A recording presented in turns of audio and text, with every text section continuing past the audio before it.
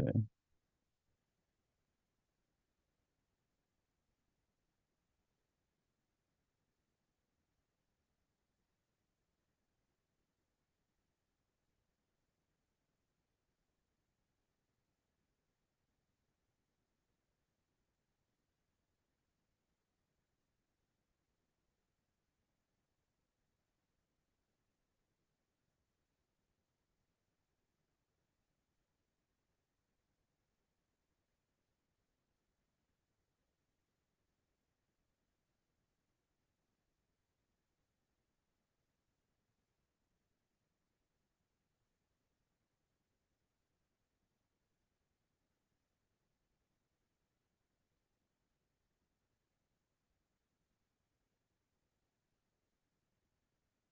Range.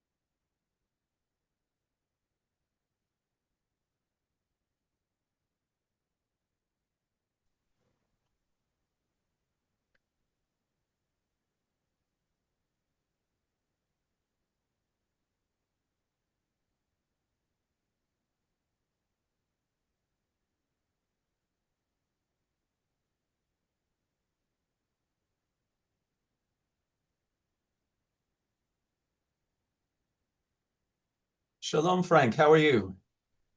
Baruch Hashem. Well, Rabbi, doing well. How about yourself?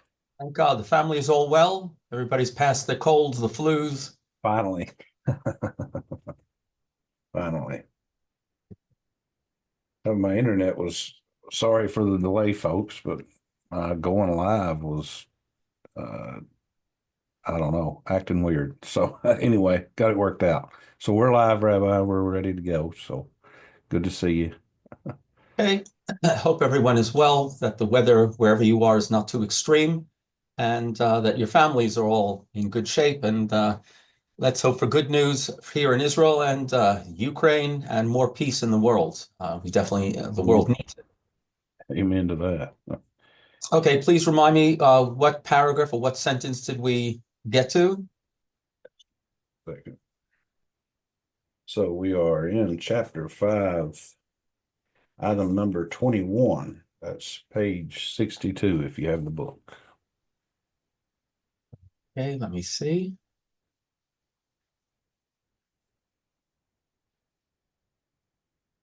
Please give me permission to share. Oh, I'm sorry. Second.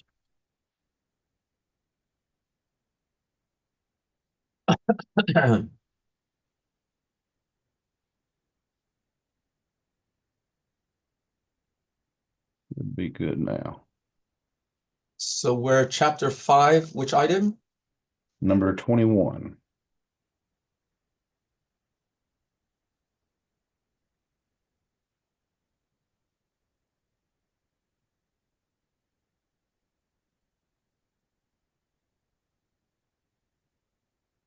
Okay, I hope you can see it on the screen. Frank, give me a thumbs up if yes, you can see what I've shared. Yes. You could zoom it a little if you want to, Rabbi. All right, that should be better. Yes. Let me welcome you all back. So we're running through, I'd say walking through or crawling through the book called Brit Shalom, which means the covenant of peace. I'm speaking on behalf of the Noahide World Center located in Jerusalem. Our leader is Rabbi Oury Cherki. He is our mentor. And you might have already met, at a different point, Rabbi Chaim Goldberg, who is our executive director, and he keeps things together. Of course, we have Frank Kohler in Tennessee, who is our man on the ground and facilitates this class each week when God allows it, and we're lucky. The book Brit Shalom, authored by Rabbi Cherki, is meant to expand. I try to explain this even briefly each week so everybody understands what we're doing. The Brit Shalom is an expansion or a broadening of the responsibilities incumbent upon every human being in the world. Call them B'nai Noah or Noahides, because every human being, historically, we believe based on the Torah and the description of what happened after the flood in the times of Noah, every human being is a descendant of Noah. And therefore, when we talk about the commandments or the commitments or the obligations of a Noahide, we're really saying everybody in the world should adhere, should observe these rules and these laws. It doesn't mean that we expect everybody to convert formally. And again, nobody knows what God has in store, how it's going to work. But the idea is that everybody should see themselves as a Noahide, meaning everybody should accept that there are basic concepts, and not just concepts. There are basic rules that we should all be adhering to.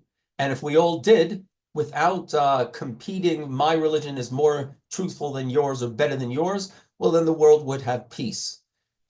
A person who decides, so to speak, to become a Noahide, what they are actually doing, they're saying, I believe in the Torah.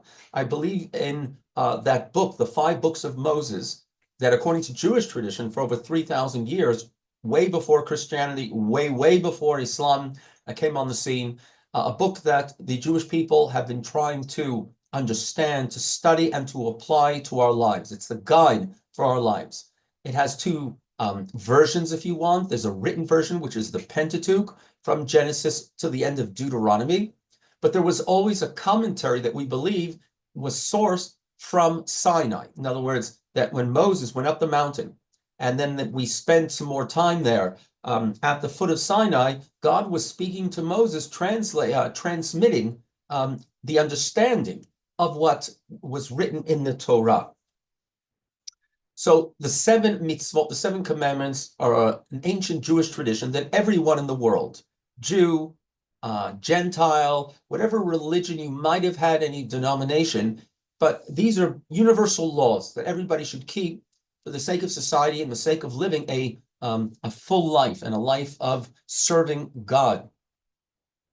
The 7, if you've ever seen them, we can recite them by heart, doesn't make a difference the actual wording, are relatively easy.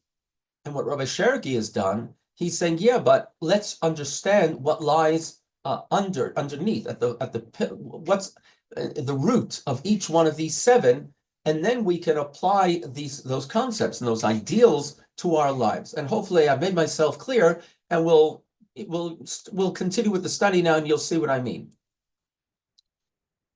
So 21. This chapter relates to the commandment, one of the 7, of not murdering anybody. And if you look at as we always try, at the positive side of the coin, valuing life. If we value life, we won't rush to go to war. We won't rush to kill anybody, even a criminal. Not saying it's not possible, but we should value life because it is a God-given thing, and there are different levels of living. Of course, that is the animal world. They have a form of life too that we should not abuse. And then there's, of course, human beings. We were given the breath of God, as it describes it metaphorically in Genesis, story of creation, that God breathed into the clump of earth that he had formed into our human bodies, and God breathed in the breath of life, or the breath of God. So we're all have godliness inside of us. We just have to nurture it and let it out and let it guide us, not our natural or our earthly whims and imperatives, but we should look to see what is the spiritual thing to do. Without, we have to sustain life too. We have to sustain the earthly too.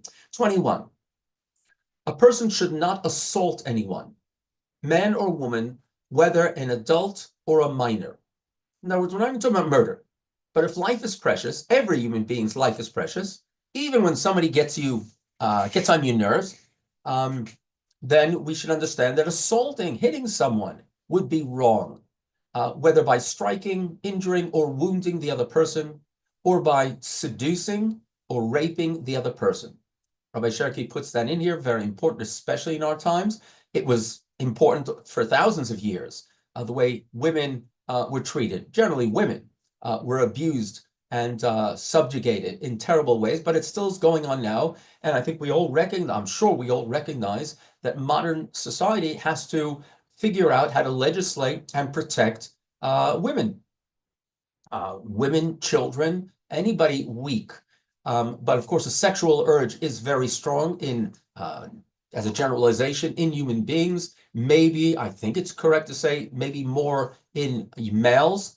And therefore, we have to figure out a way to protect anybody who is being threatened sexually.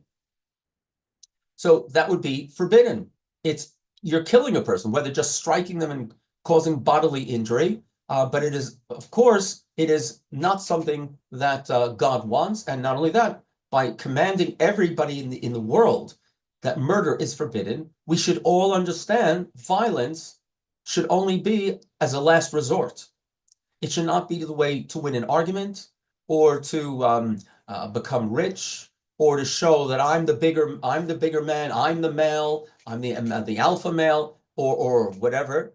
That, and bullying, of course, is wrong, and there's too much of that going on in schools or physically or virtually online. If we respect life, then these things should be forbidden, and we should also, of course, many of these ideals have to be rooted or planted already in youngsters, whether they're your children or your pupils. Societies should not be violent. Good people should not resort to violence. One thing to defend your life, even defend your property, but violence is not. We can all understand that, and it doesn't show you the bigger man, especially when, let's say, you get a good feeling. You smacked someone and they can't smack you back. But think of what that does in society. What goes around comes around, and we definitely don't want our children becoming violent. It was definitely an idea that the Jewish people, through the Torah and our understanding of what God wants of us, that peace is better than war and peace is better than violence. First of all, not in all situations, sometimes resorting to violence is a failure. It's when you can't figure out a better way, a more peaceful way of getting what you want, whether it's convincing someone, even if it's, let's say, and it's not necessarily, I'm not recommending it, but even if it's, somebody has bullied you verbally, resorting to violence is not the right way. If you want to get back to that person, well, then use your brain. And I'm not recommending that. The best thing is just to wave the guy away or wave the person off, right? If they're not important in your life, so why should what they say to you be important? It's one reason we have to be very careful how we speak to people who we love and we trust, spouses, children, our parents, and the circle, of course, broadens. But people that are close to us, we don't want to hurt them or verbally, and we don't want to be hurt by them. So then we should definitely regulate how we speak to people and how we expect to be spoken to also. But if someone abuses me and it's not somebody I care about really, then you know what? I'm not saying it's right. It's a good thing to laugh in their face. And, but whatever, because, that might be egging them on. But inside, when somebody, I just think to myself, what a low person, what a silly person, what a feeble, a weak person that they have to resort to whether verbal violence or physical violence. So a Jewish idea was, and the important thing is, even if you think you can win, whether the physical or the verbal abuse, you think you can win, peace is still better. Because so what? So you've won. So what? And it's tragic that Israel, the Jewish people living here in Israel, together with our other non-Jewish residents, Israel, there's too much violence here too, but of course, we are suffering, and it's been our fate or destiny so far since the establishment, even before the establishment of the State of Israel, that we've established the State of Israel because this is the land of Israel, historically God-given, but we're living in a very rough neighborhood where our neighbors are killing each other. They go to war. They've been going to war. I'm not even talking about countries, the modern countries that were formed after World War I and after World War II. Just amongst themselves, the tribes and the different peoples, they've been at war for so long. Look at Iraq and Iran, Yemen, what's going on down there between themselves. I'm talking about Syria had attacked Jordan. Then you have, so there's a lot of violence going, and we are here in this very rough and violent neighborhood. We have to defend ourselves.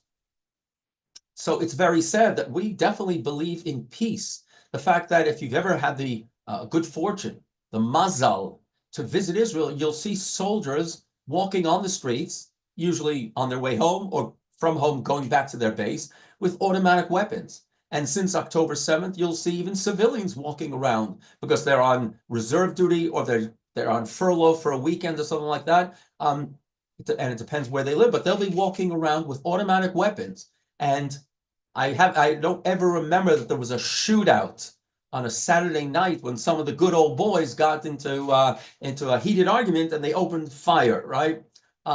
So it's tragic that we have to defend ourselves, and that Israel has taught their sons and daughters to use these weapons of destruction and for warfare. But it's as I said last week, the only justification for taking someone else's life is to defend, to protect life, to protect your own life, your neighbor's life, your country, to help people, good people, that they're criminals that are trying to kill them.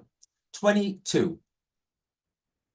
Whoever strikes another person is called wicked, and striking a Jew is especially heinous. So, if you remember in the story of the Exodus, Moses, who grew up in the house of Pharaoh, he was born to a Jewish mother, but he grew up in the house of Pharaoh, and he must have received some kind of royal position. And, there are the movies, and there's the Prince of Egypt. Forget about all that. We don't really know, but we assume he was given some kind of royal position. And we assume also that he knew that he was one of the Hebrews.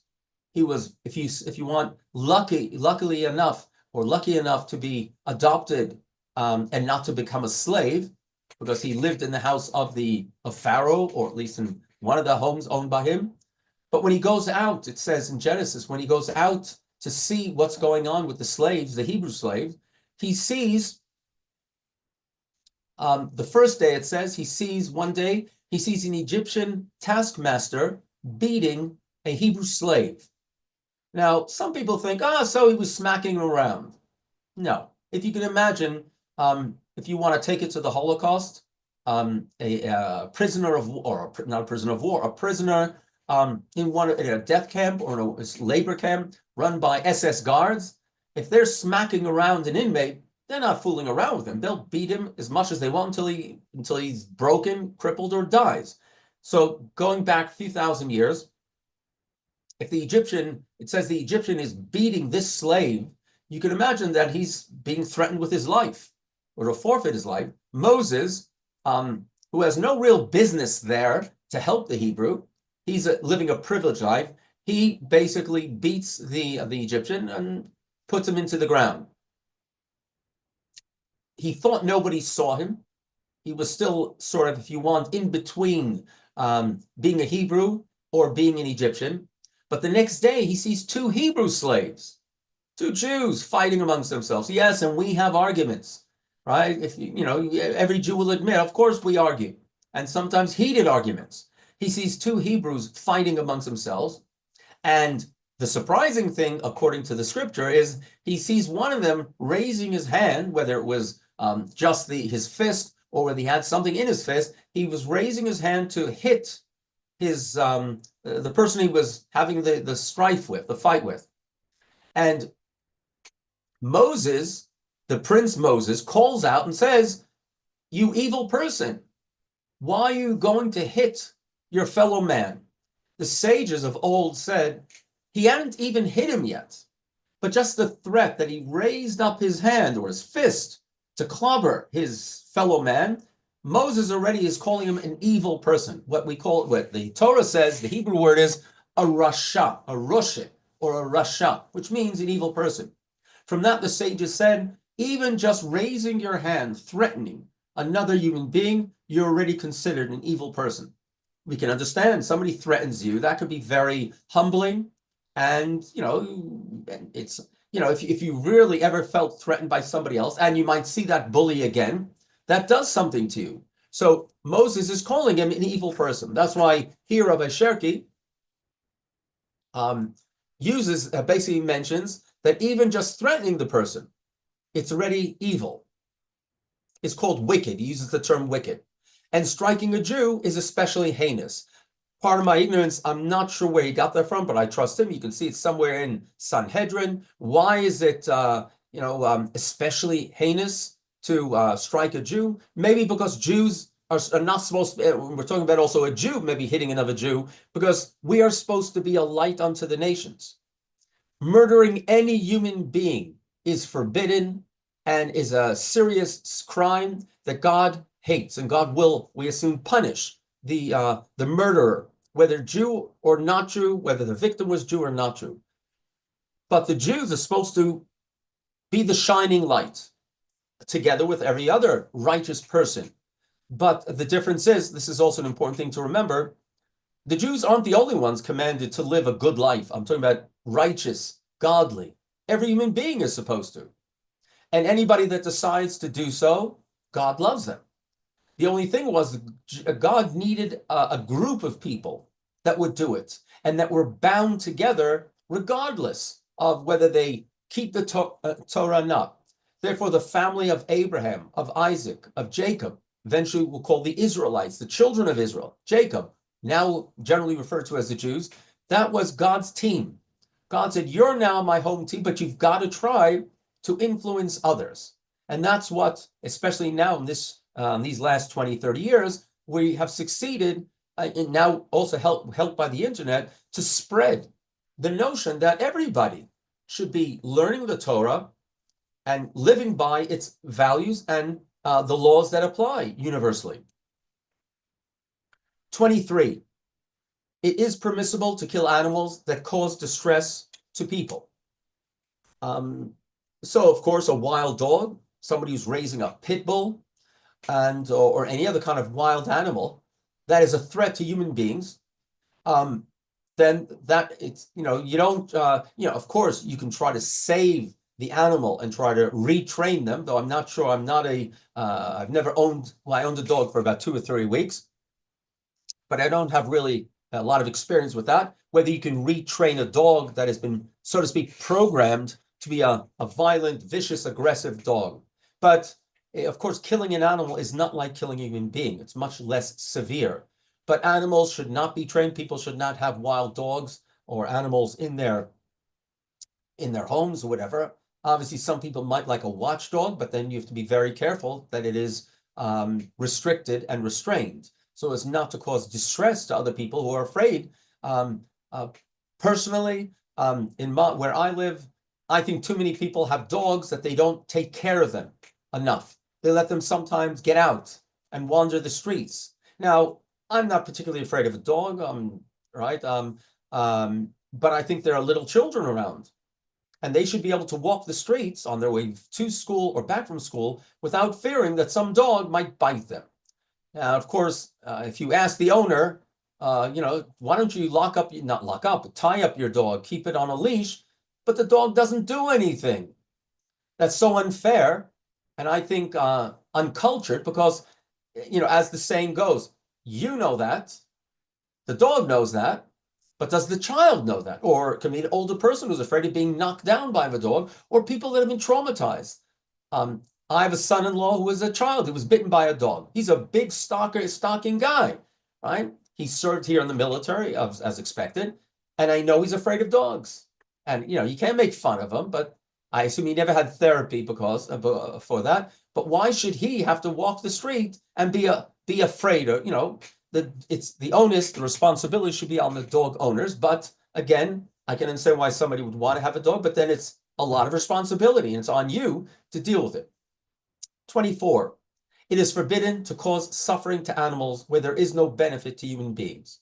So that actually is one of the 7, if you want, though he includes it here too, because we're talking about life. But animals, we're not allowed to cause suffering or non-necessary suffering to animals. It's not right to torture animals. Therefore, generally, Jews do not hunt animals unless they're going to eat them. Right? Somebody's going out hunting and they're going to eat the deer or the stag or the pig or whatever that they shot, or the rabbit. That's okay. That you're hunting for your lunch or for your dinner. Though real as a Jew couldn't do that, because in order for the food, the meat, to be kosher, the animal had to be killed in a certain way. And it can't be with a gun, which sometimes the animal dies just from the bleeding. So a Jew really can't hunt for food, at least not in the usual way. Maybe to track it down and somehow get it into a net, that's something else.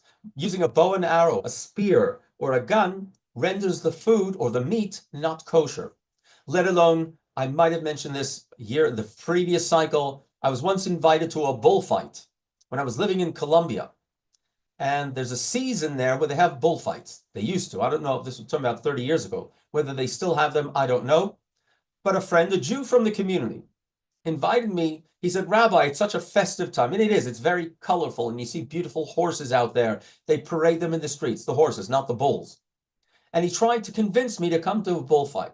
And I said, I'm shocked that you're going, because you're patronizing the torture of that animal. He said, Rabbi, those animals, you have to understand, they're magnificent.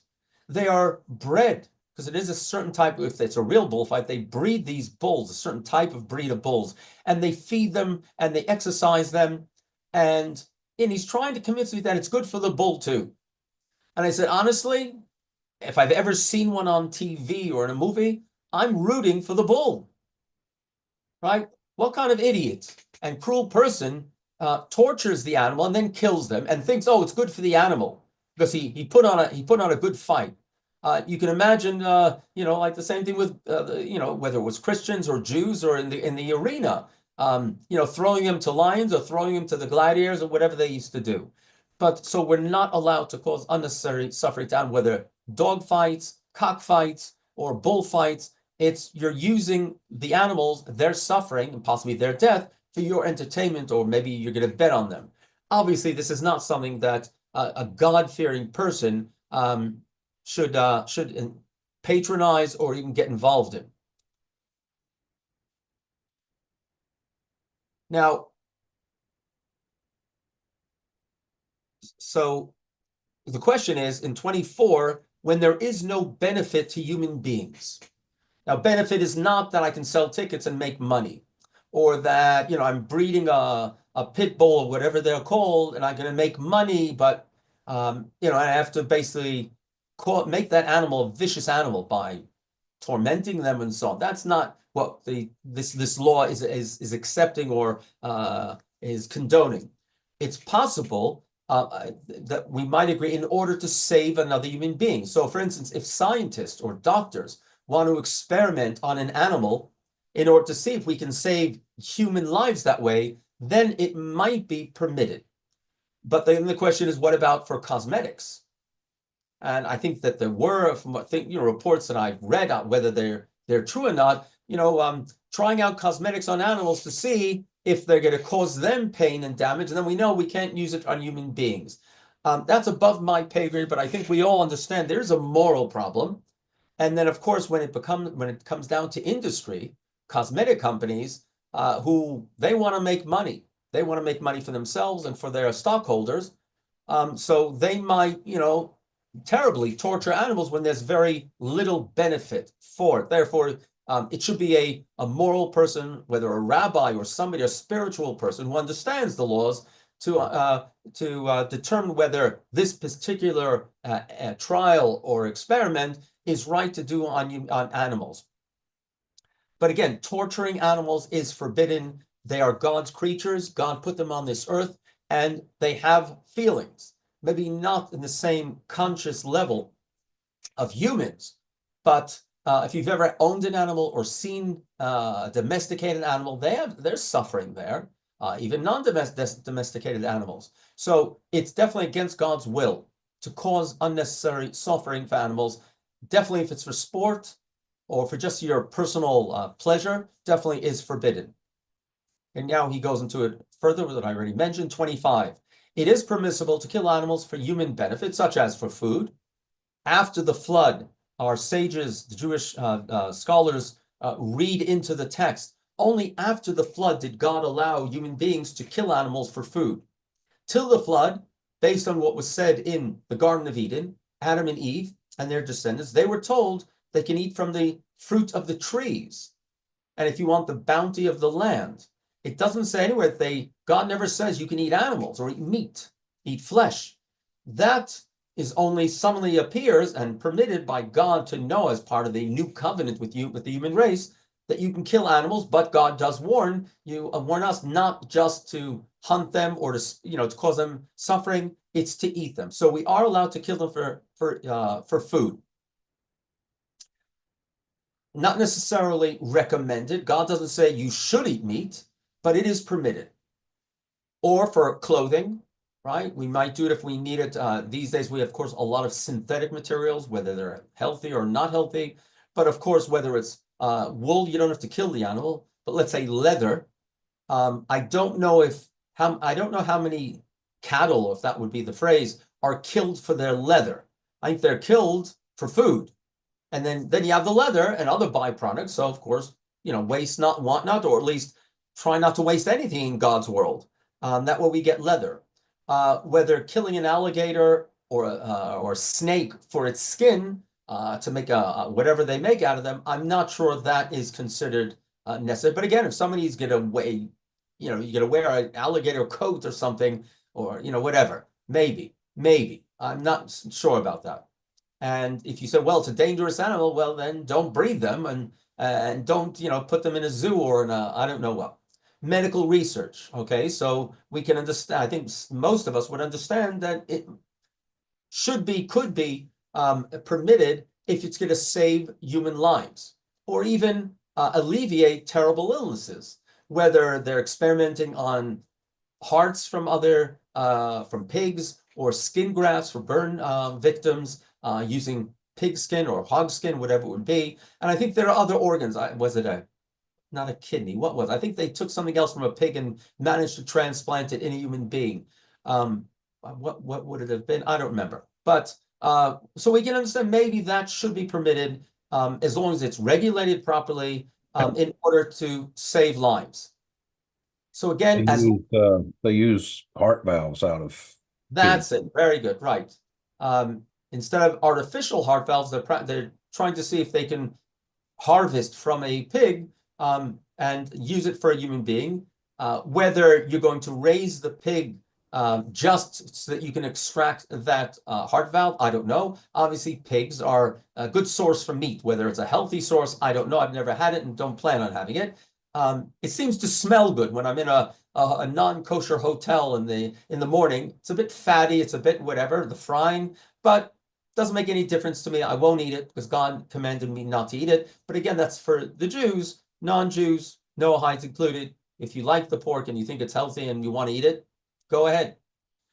So again, as long as unnecessary animal suffering is avoided. Now, just because we can eat them and we can use them for clothing and so on, doesn't mean that we're allowed to cause them suffering when we could prevent it. The Jewish way, I mentioned this before, the Jewish way of slaughtering a mammal, an animal like a cow or a sheep, possibly even a deer, is by as quickly as possible, we believe, and as call it humane, to try to minimize the suffering of the animal. I hope this doesn't discuss anybody. I will try not to go into graphic detail. But if you've ever seen the slaughter of an animal,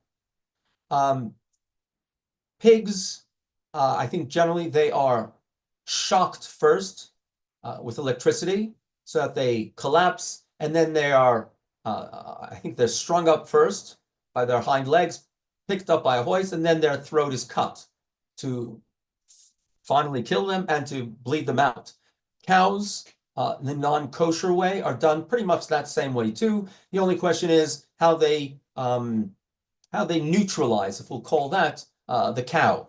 When I was in Colombia, South America, serving there, I had an agreement with the head of a big meat company, actually a Southern Christian from the United States who was very kind to me. He's a good man. I think he almost offered me the job to become his spiritual leader in his church. Sort of the Southern Baptist, I don't know. But he had the largest meat company in Colombia, and I needed somebody to help supply me with the steers, and I would slaughter them because I had learned to do that. And so I saw how they were doing theirs, how his crew were doing the cows for his business, and the same crew helped me, but in the way that I wanted. And what they did, basically, they just somehow severed the spinal cord of the cow while the cow was still alive. They did prod them, but they were alive, and the cow would collapse, not dead, but because you severed somehow the spinal cord, that caused the animal to collapse, and then they would hoist them up and cut the throat and so on. In our way, we can't do that. The Jewish way is you have to sever the esophagus and the trachea, which also is right here, is where the main artery is to the brain. And with a quick slice of a very sharp knife, pretty much a sword, you slice the main artery pretty much, which causes, we believe, today we know, causes the cessation of any brain activity within a few seconds, because there's a sudden drop in blood pressure to the brain. And of course, now anatomically, we're much clever, we are much more knowledgeable. And then we wait for the animal to die before you start carving it up. Either way, it's not a pleasant business, and I'm not saying it's humane. I can understand people would say, you know what, I'm going to stop eating pork, meat or whatever, any kind of meat, because it involves killing another animal. And I can tell you honestly, I was doing it, it was down in South America. The meat is good. I had to supply kosher meat for my community. But I can definitely understand vegetarians who say it's wrong to kill animals. Why do I have to kill another animal, a creature, in order to fill my belly? I'm still a meat eater, though I eat less anyway, health reasons, they say, whatever. Tomorrow night, Shabbat, right? My wife cooks up a storm. Some of it's meat, some of it's chicken, some fish. We try vegetables and fruits, of course, and it's a Shabbat festive meal. But going back to killing animals, it's not again, as I mentioned, it's not necessarily that God wants us to. God gives us permission, but it doesn't mean that we should, decide, well, then we can do anything we want to animals. What Rabbi Cherki has done in these few paragraphs or sentences is, as long as unnecessary animal suffering is avoided. But the problem, of course, with the modern industry and meat industry is they don't care about the suffering of the animal. What they care about is the economic side to it. How can they kill more animals, less cost, et cetera, et cetera? And that has to be something that's regulated. There was, very sadly, and I'm ashamed to mention, there was a big kosher meat producing company somewhere, I think in the Midwest, a Jewish one that was not careful with for many different reasons. I think they had illegal workers there, but they weren't declaring their enough for, to cover. They were hiding their revenue, but also they weren't taking enough care to prevent the suffering of animals, and that was wrong, because we believe, and this is something maybe we'll finish with this, is that one of the things that I've heard over the years, especially from the Christian world, is that the Jews are too caught up in the details, in all these laws. And I felt they do have a point. Because sometimes, a Jew will say, or it can even be a rabbi, says, listen, I've kept to the letter of the law. I've done everything. I haven't violated any specific law. Yeah, but there's the trees and there's the forest. Or there's the law and there's the spirit of the law. And we believe that just keeping the laws, you can still be a jerk, right? If you don't behave nicely to people, if you abuse people, the way you speak to them, you haven't stolen anything. And this is what we started the class with. You haven't stolen anything, but the spirit of the law is love, is peace, is respect. I'm not saying that's more important than keeping the laws, but it definitely, you can't negate that. And maybe it is more important than the law, or at least the strict adherence to the law. So we expect also generally we use our conscience and the inbred that God programmed us with. Does this make sense that I'm okay as long as I did that, but I've hurt other people?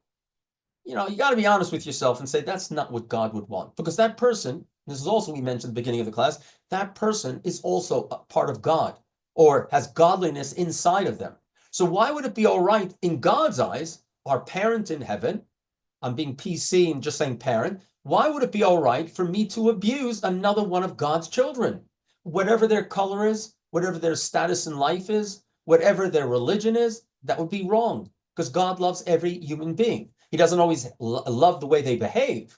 And that goes for some Jews too, I'm sorry to say. But the laws, we believe, are important. I'm an Orthodox rabbi. I'm traditional. I believe in the laws. I will not violate knowingly. Sometimes maybe I speak badly about someone because they annoyed me, but generally I try to keep all the laws that are incumbent upon me. But I also try to remember what would be the reason that I'm supposed to keep this law. So we need reminders. And you know what? Again, I try not to belittle Christianity, but when somebody would say, the Jews, or you Jews, especially you Orthodox Jews, you're too strict about the laws, I would say, you know what? If your system worked better, you'd have an argument.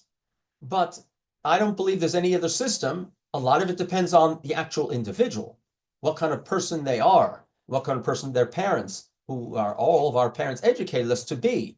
But I think the system works. It does fail. Not necessarily because the system is bad. I'm talking about the Jewish system of all these laws. And again, you don't have to keep all of them. We're going through quite a few, and almost all of the ones we're going through are moral behavior. So we should try to keep to the laws, but remember also the spirit of the law, what lies underneath at the root, and what we should be achieving with it. But if we don't have the laws, then we start making them up ourselves. What's good and what's bad, and that's what's happening, I think, in the modern world, where everything goes, right? As long as it's not something they can sue you for. And there's a crazy world out there. It's going on, and I'm talking about crazy world. I'm not even talking about the violence. I'm talking about the way kids are being brought up these days. That everything is morally relative, and we don't believe that. There are certain things that are worse than others, but there is a basic ideal that we have to keep to, because we believe this is what God wants of all human beings. So, Frank, are there any comments or anything you'd like to add? You talked quite a bit about the treatment of animals. I'm not a big fan of zoos. I think we should ban all zoos. With today's technology, we can observe animals in the wild. We can leave them alone. You can make books, videos. You can teach children at great length about any animal, any creature, without having to cage them up in a little, you know, park or whatever, where, maybe they feed them great and they fatten them up, but the animal is not getting to be an animal in its natural environment. And I don't even think we should be riding horses anymore. We don't have to, we don't need to. And people do it for sport, again, for entertainment, for betting, for whatever, but there's no need for it. So I have great respect for animals. Of course, I used to hunt and I do eat meat. So, but I think that's what they're for. And I just don't think we should respect them. We shouldn't disrespect them by putting them in cages for entertainment. Uh, you started class, you was talking about the treatment of women and stuff too. Wasn't that part of why the flood happened? It was those in power, and I know this gets mistranslated a lot. The Nevi'im, or the what is it?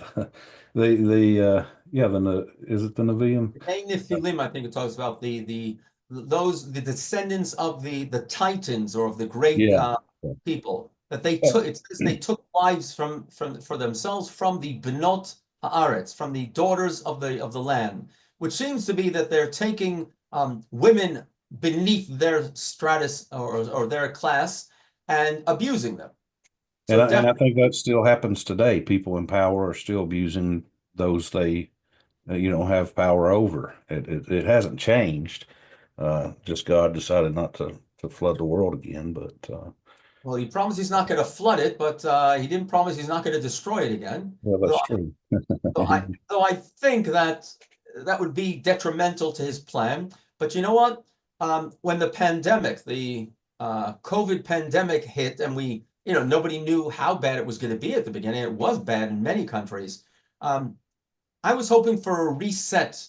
I was saying maybe God pressed, obviously it was probably the Chinese, whether intentionally or just they were, we know where it came from. But I thought, but God works in strange ways historically, guiding history sometimes, and I thought maybe this is God pressing the reset button. It changed the workplace in many places. I hope that would change somewhat how we run our synagogues. Because during certain intermediate stages of the COVID, we were allowed to gather together in smaller groups and pray in the park. And I thought, what? That's pretty good. You're not sitting in a closed room. You're sitting in nature and you feel more open and not constrained. Besides, I thought it was a chance maybe to change some of the customs, not laws, but change some of the customs. But it seems to me everybody went back to where we were.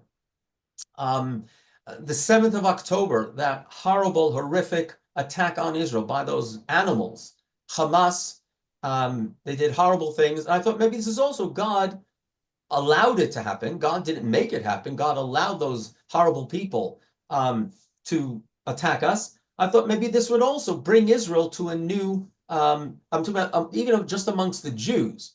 Maybe we thought also we'd get more sympathy in the world, and it looks like just the reverse. Anti-Semites or so much anti-Semitism, whether from the left, from the right. Rose up, Rabbi. Israelis, I can honestly say, Can you hear me?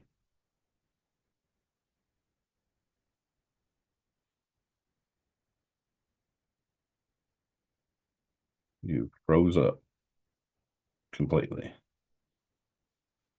Motorhead, if you could provide me with a source on that, I'd love to read up on it. Don't think Hashem meant for us to put all the animals of the world in a hut, but perhaps I'm wrong.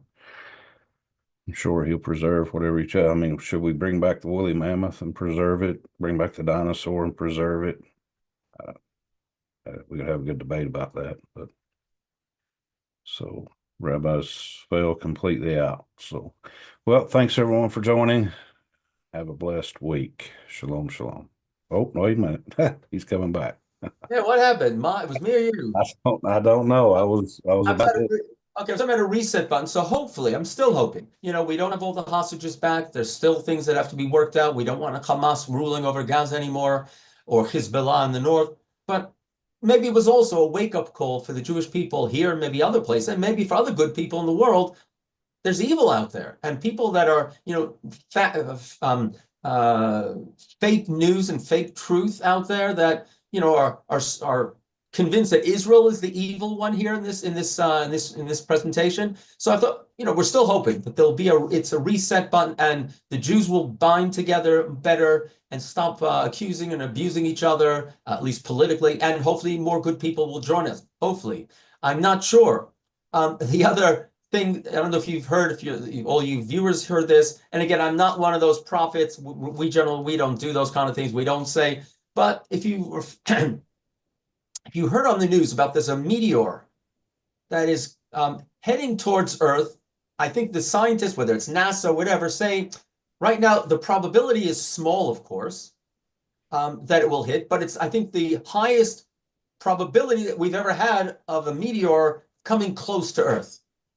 Am I worried about it? No, but I'm thinking, you know what? Maybe that's God's third attempt to reset, right? If it knocked out, because, society needs a reset. I don't know how it's going to work. What our children, ours, I'm talking about collectively. I try to be very careful what my children and grandchildren learn, but what children are being taught today in schools, and I'm not even talking about in the classroom, sometimes even in the classroom, I think President Trump is trying to, through various agencies, trying to, and good people are standing up now. Why should they find these books? Their kids are being taught these things. People want to behave in a certain way. Kids, that is my child who that way of life. Why do I want my children thinking that this is normal? And there's so many things like going. We're talking about rape, how boys behave towards girls, and how girls behave. Right? It's not girls' fault, but you know what? If you're taught from a young age to be hot, right? And you don't know how to control your hormones well enough yet. The boys don't know how to control, let alone many societies. It's okay. It's okay. Just use condoms. So something is definitely wrong out there. And again, what is the girl trying to do? The young lady's trying to be, and what do the men think is the right way? Honestly, I think personally, and I hope you all agree, I feel lots of joy, blessed by God. I see the way my children behave, my grandchildren and grandsons and granddaughters. I see the love between them.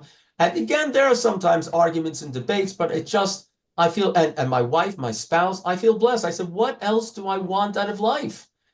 Thank God I'm somewhat comfortably, so economically, not too worried about it, more than normal, more than usual. But how do we get those? Isn't that what we should be teaching our children? What do you want out of life? You want to be able to jet set around the world and have, tons of Bitcoins? Is that what's important? We all would love that, not traveling around the world necessarily. We'd love to have that economic freedom. But what's most important is the love and the relationship with the people closest to you. And that doesn't come by luck, by, throwing the dice. So we have to make sure and I don't know how to do that, but definitely starts with schooling. Kids have to figure out that is more important than anything. And if they don't get that when they're young, whether from their parents and grandparents, or hopefully schools too, well, society is not going to get any better. But I'm optimistic. I believe the Messiah will come. When he'll come, who knows? But God doesn't want us just sitting and waiting for the Messiah to come. We have to make this world with a Brit Shalom. So God bless you all. You got time for one more, Rabbi? Sure, Frank. Mr. Anon. So, Noahides guarding their eyes. Are we allowed to go to beaches where women are wearing bathing suits and etc.? Probably. Again, I would say there's no law against it, but use your noggin. Use women. Do I like looking at a beautiful woman? Yes. It doesn't even have to be sexual, but the things of beauty. So I'd look at a beautiful painting. What makes her beautiful in my eyes? I don't know. Subjective. Right. Person's So is different. So on the other hand, I love my wife. I love my children. I don't want to be tempted. So, for instance, I generally will not go to definitely not a packed beach with women in bikinis and men in Speedos. I wouldn't take my daughters or my wife, she can go wherever she wants, my wife, but definitely I think we understand that it's not the right place to socialize. You know what? It's one thing, I'm married, I'm happy, I know how to just read my book, whether it's the beach or the pool, and so, which I don't go to if it's a mixed one. If it's packed, if I can find a corner or a patch of the beach where, I'm pretty much isolated. Not only that, I do wear glasses, so if I take my glasses, I can't see much anyway, more than, let's say, 10 or 15 feet. But do I want to take my kids to those places? My daughter's going to be in a bikini, and my son's going to be looking, and him in a Speedo, whatever. It's not a place that I would take my family to. I would not want my family to. I can tell you, when we go as a family, we try to find nature trails where there might be some water, a watering hole, a river. You have to be safe or whatever. And there we'll find a secluded spot, and we have a pool in our home. We realized years ago, because we'd rented a home as a rabbi when I was serving as a rabbi of a community, and we realized the pool, and this is for the grandparents, you have to find ways to make your house a magnet for the grandchildren. Why would they want to come? Okay, they love you, you have good stories and all that, and maybe grandma bakes some great cookies. But we have to find ways. We want that relationship, and they need it. The kids definitely need it. So in Israel, of course, the weather is generally fine. We had some cold weather this week, but we heat our pool. We also run a bed and breakfast, so it's for our guests. We have the pool up to well, in centigrade, it's 32, 33 degrees. That works out about, in Fahrenheit, what would that work out? How Multiplied, much did you say? let's say 30, let's say 32. So it's about 90 degrees. The pool's about 90 degrees Fahrenheit. Does that make sense? Close, probably 70s, in the Okay. 70s. But Yeah. either way, so when our kids and grandchildren get together, um, depending who's around, but let's say this the boys, we from a certain we will I will go into the pool when I have my grandchildren around, whatever. I go in with a t-shirt on, with a an undershirt on, so that it's also the way the young ladies and my whatever. I won't go in. Let's say if my daughters-in-law are in there, or whatever. But if it's my daughters, I might go in the pool, but I will keep my shirt on. So I'll put on some kind of t-shirt. And that way, it's nobody has to feel like, we're going in for the pool to splash around, to be with the grandchildren. And the grandchildren also are seeing this. Now, is there a law about that? I don't know. I could, maybe there is, but it's more use common sense also. Where would we want to take our families as a family, our daughters and our sons, to have some good fun family time? So it's an excellent question. I would say it's not by Jewish law forbidden for a Noahide to go to a beach like that. Um, and again, the question is at what hours you go, how you are dressed, how your children are dressed, even when you're in the sand. Um, and you know what? You can maybe go into the water, take off your t-shirt, maybe, have only baby, but when you come out of the water, immediately wrap a towel around you. Um, it is a problem. And I think the fact that this fellow, whoever he is, asked the question, I think understands that there's an issue and that we have to be careful. I've always swam with my shirt on. That's interesting. I just felt more comfortable doing that. I just don't think parents should be Right. half Yeah. naked with other children. But that wouldn't you say it's more in the spirit, like you were talking earlier, spirit of the law would be to identify those temptations and just try to eliminate those from your life, whatever they Right. may. Yeah. If you're comfortable in that environment and it doesn't tempt you or your children or your wife, which that would be hard to test, obviously, but if all of you can not be influenced in any way by any of that, those outside forces, and I guess, to each his own, but obviously everything we encounter influences in some way. Um, True. Very true. in the spirit of the law, you were speaking earlier. I've talked to a lot of people about that, and you and I spoke about it once. Uh, the way the Torah says to not boil a kid in its mother's milk. For me, the Torah is saying, don't use that which is good to destroy. And I can't help it. Maybe someday I'll see a source think that the rabbis come up with don't mix the meat and cheese. And we'll do this as a memorial to remind us not to use good to destroy, or not to use, yeah, the good to destroy people. That which was, given to nourish, don't use it to destroy. So we'll not mix meat and cheese as a memorial, but at some point down the line, it just became we don't eat meat and cheese, and Right. it sort of lost that memorial that it got in the beginning, because it in the context and the spirit of it, it's dealing with bringing an offering in front of God, and then he's talking about don't defile it or it be a bad offering, and then he says don't boil a kid in its mother's milk, and it in the spirit of it, it's saying don't use this was meant for good, don't use it to destroy.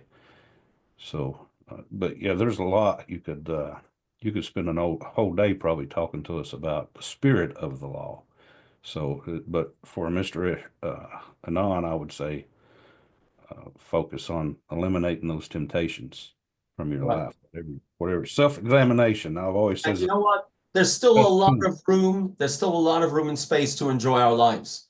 You Yeah, know, absolutely. people would say, "Well, how do you have fun then?" Oh, come on. There are plenty Yeah, of ways to have fun without abusing it or getting into trouble. And especially when we remember really what we want out of life. And that's the ability to have a happy, peaceful family home that includes a relationship with all our children and our close relatives.